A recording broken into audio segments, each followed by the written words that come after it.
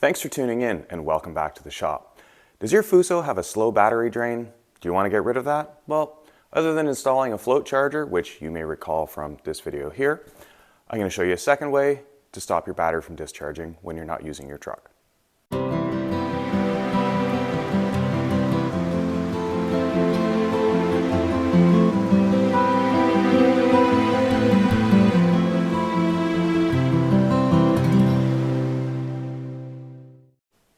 Now ideally your truck isn't drawing any power when it's turned off, but the reality is there are some components that need a little bit of power even when they're not in use. So what we want to do is find out if this consumption of power, what is called parasitic load, is within reason or not. If you've got a good healthy set of batteries, they should be able to handle a small draw for at least a couple of days without really having a big impact. To find out how much power your truck is consuming when it's turned off, the easiest thing to do is use an amp clamp. You can do it with an inline meter as long as you know that the current flow is lower than what your meter can handle in line. So I generally use an amp clamp. The way that an amp clamp works is we take the wire that we suspect the current is flowing through, clamp it around, and this will read how many amps are going through that wire. So on our 2013 Mitsubishi Fuso, the easiest place for me to measure this is going to be on these two ground wires. These are two negative wires that come off the battery. You can do this on the positive side as well, it's just there are a lot more positive connections and it's easier for me to narrow down things through the negatives. So I'm going to use my DC clamp meter. I'm going to set it to DC amps. I'm going to zero the meter because it doesn't always stay zeroed. And then I'm going to clamp it around the individual cables and see what I'm getting a reading of. So here I'm right now getting a reading of 0.1 amp, 0.1 to 0. The accuracy of this meter is not insane, so what I'm going to do is I'm going to zero it again on the wire and then take it off the wire and see if it changes. So 0.1, 0.2, 0.3. Again, zero it. I'm going to make sure it's zero right before. Okay, so even not on the wire, I'm reading 0.1, 0.2. So zero it in close proximity to that wire. I do have positive wires right underneath this, which may be having a bit of an effect. Zero. Okay, so my main negative cable basically reading zero. I'm going to come off that one. I believe that's the one that goes to the starter. Zero my meter again. Oops, that's the wrong button. Zero. I'm going to clamp my second wire. I'm reading 1.7. Oops. Again, I'm going to zero it. I've hit some other button because my meter's beeping away. Let's try setting this up again. Zero. So we can do this without hitting any buttons. Clamping my second wire. I've got pretty steady there, 0.6, 0.7 of an amp. So I'm probably drawing 0.65 of an amp, somewhere in that neighborhood. So ideally what I would do here is keep chasing this down, find out what's drawing the power, make sure that it's okay for it to be drawing power and that I don't have like a pinched wire pulling power down to the frame. But I know that my ECM is drawing a little bit of power. I'm pretty sure the radio in here will draw a little bit of power on standby. Half an amp, maybe a little bit high, but it's not enough that I'm going to put the work into figuring out what it is. I'm just going to install a disconnect switch. Now because right now this truck does do a lot of sitting while I'm working on it, it may sit here for a week. I do have a float charger on it, but I'm also going to install this to disconnect the batteries from the truck when not in use. It's an easy way to prevent 100% of the current draw. It's also a little bit of an anti-theft device if you don't know that it's there, now that the whole world on the internet who's watched this video is going to know where mine is, but pretty sure somebody stealing my truck probably won't know where this is. So it's a disconnect to kill any power draw that's parasitic. It's a bit of an anti-theft device and it's easy to install.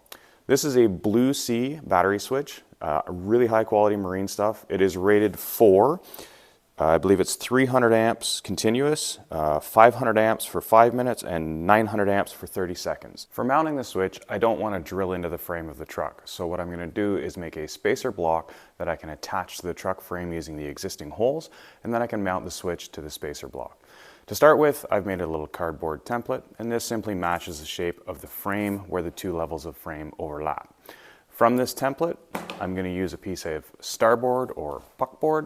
And once it's traced and cut, I'll temporarily hold it in place against the frame with these wooden blocks so that I can reach in from the back side of the frame to describe the location of the mounting holes.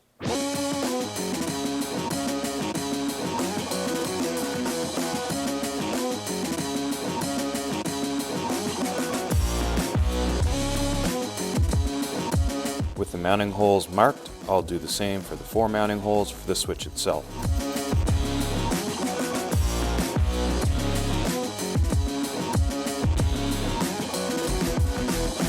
Now I can start drilling the switch mounting holes, but before drilling them fully, I'm going to check that they're all lining up.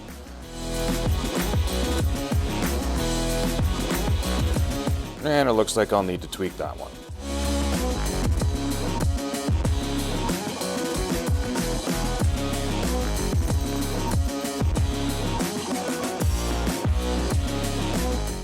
Once the holes are all drilled, I'm able to use the mounting screws to self-tap the mounting holes.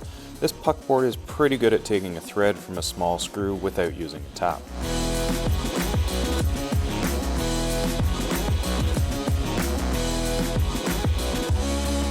Next up, I'll drill and tap the frame mounting holes, and I will use a tap this time because of the larger hole size.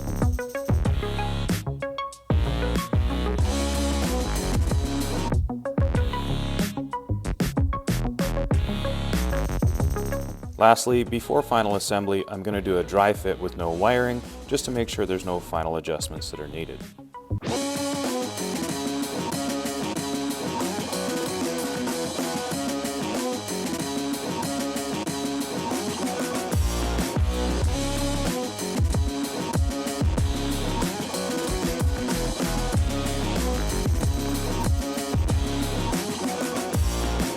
Looking good, everything's lined up, and I've got good accessibility to the switch. The electrical portion of this install is pretty straightforward. I've got my switch mounted to the plate. This is going to get mounted to the frame.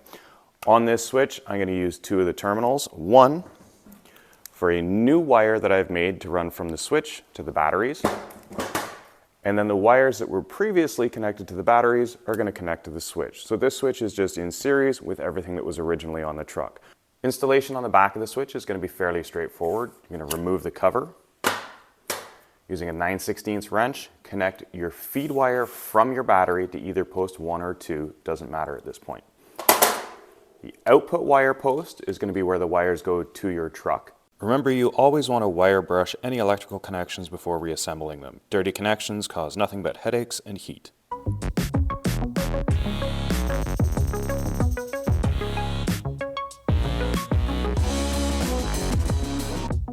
Now that the switch is mounted on the frame rail and the wires are connected to the switch, the last thing to do is reconnect the battery negative using the new cable with the switch in the off position.